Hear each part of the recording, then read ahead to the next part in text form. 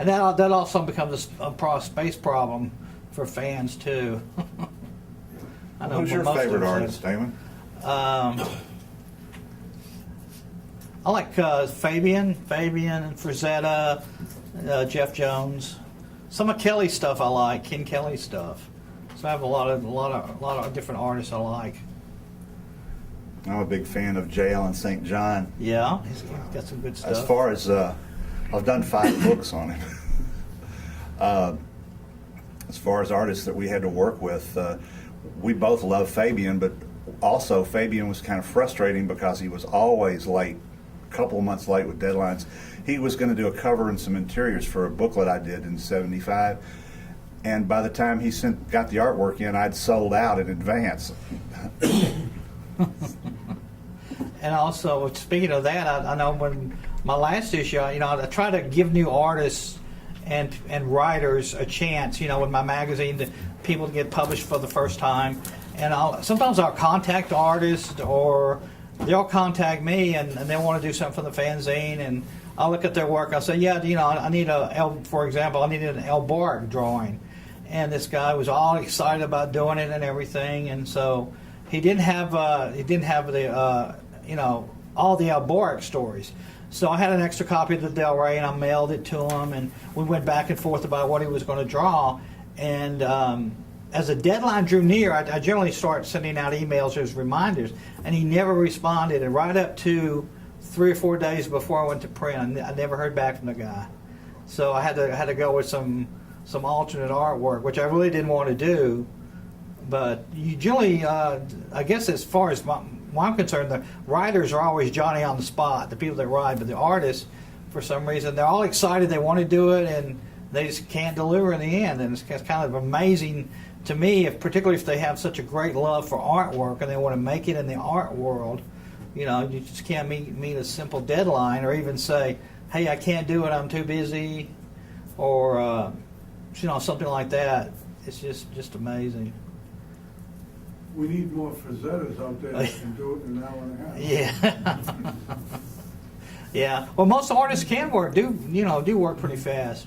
I have several artists that, if I have someone that cancels on me at the last minute, or I can get a hold of them. They can do it in a week and a half or a week.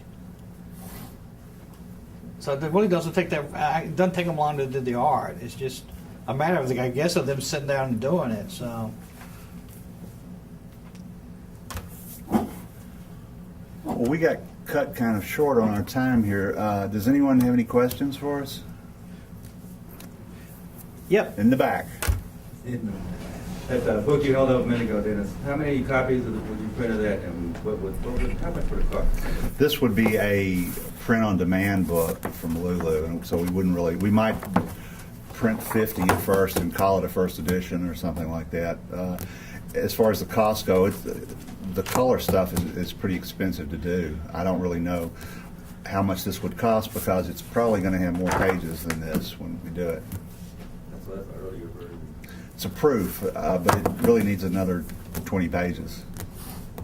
How much was the Pulpster, World's Greatest Pulpster? Would it be about the same price as that, or more, you think? That had to sell for $40, which is really kind of too much for a book like that. But maybe an art book, it might be a more people might be willing to pay that for an art book. If we wanted to actually have this published somewhere in a large or regular edition, a book like this would cost a fortune. Yeah. And we have a limited audience. That's our big problem. Yeah, that's the problem. Yeah. If you're someone who doesn't have a pocket full of extra cash and you still want to do a zine, I mean, what sort of issues? I've done zines before, but the whole run would be like 50 issues, and that's not a lot. But if you wanted to do a something like this. Are you familiar with print-on-demand publishing, like Lulu.com? Yeah. That's the way to go for something like that. So even for do they do chapbook stuff too? Yeah. Mm-hmm. Now, I've been having some problems with them lately, but that's just because I'm extremely picky. But that really is. You can go to a company like that, and you can do a book that you could never afford to do any other way. And that is the only company that doesn't want some kind of control over your product, too. You have more freedom, and that's the best thing about a print-on-demand company. You can make it exactly like what you want it to be. The book can look as good as you can make a book look. So it's all up to you. Yeah. I still do mine old school. I take it to a printer and have it done. That's just force of habit. I may wind up going to Lulu someday, but I just like doing it the old-fashioned way. I don't like to go to the post office. Yeah, Dennis doesn't like to go to the post office, so Lulu works out great for him. So Back in the 70s, I would have to sit and label 400 envelopes every time I did something. And that was before I'd box up all the quantities, and that's a real pain. that's why I only do it once a year. It is a lot. It is a lot of work, and it's a labor of love too, because you don't make any money off of it. That's for sure. You might break even, make a little bit of money you can set aside, for the next issue. But it's pretty much a labor of love. You have to sell a lot more copies than we can sell now. Back in the 70s, I would sell enough stuff that I would send Bud Plant a box of 400 books, and I'd take half the payment in trade because, Yeah. I collected too much. Welcome to my world.